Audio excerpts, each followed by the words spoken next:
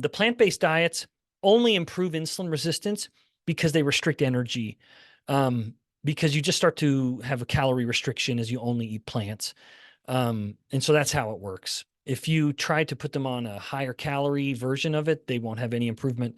In fact, some of the studies that have compared plant-based diets to just normal standard American diet show modest improvements or no improvements whatsoever if you're not forcing them to go into a low calorie state. If you start restricting energy in the diet, as you do, so every single study that's ever looked at a plant-based diet has taken people from their standard American diet that they were eating, which is high carb, high calorie, and then lowered the calories and put them on a plant-based diet, even lowering the total amount of carbs they're eating, which sounds crazy.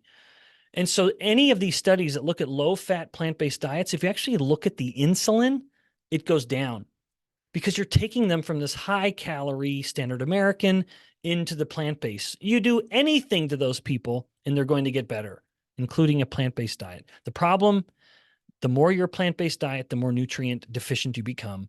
So this Stanford twin study, for example, even after just a couple weeks, the people were getting low and nearly deficient in vitamin B12.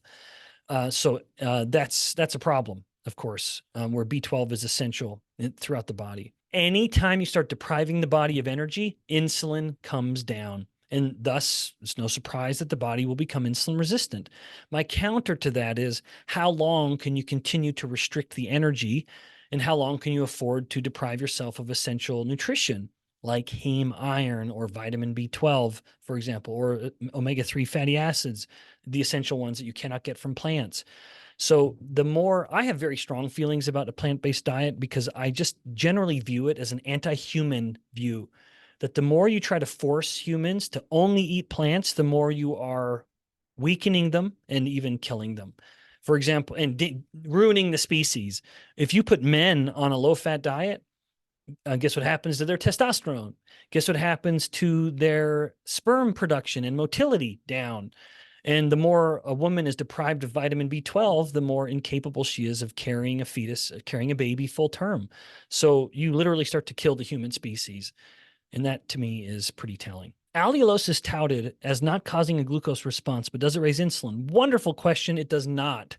In fact, we are 6 weeks into an animal study on allulose, and we're just about to start a human study. So anyone living in Utah Valley, if you're wanting to participate, I'll be making an announcement soon about that. But no, there's no insulin response to allulose at all. One of the other reasons I'm a little enthusiastic about allulose is that it's more than just a replacement for sugar, like every other sweetener is, whether it's stevia or erythritol, and those are fine.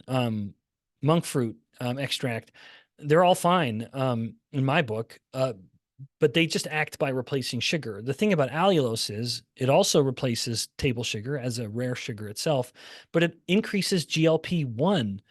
And GLP-1 helps not only keep glucagon in check, which is why it's likely so helpful with people with type 1 diabetes, but it also delays gastric emptying, making you feel fuller for longer, which is, of course, very beneficial. Diet soda alone, the aspartame in the diet soda will not cause an insulin spike. I've really looked into that because I know it's such a commonly enjoyed sweetener because of its presence in diet sodas. There is no insulin effect.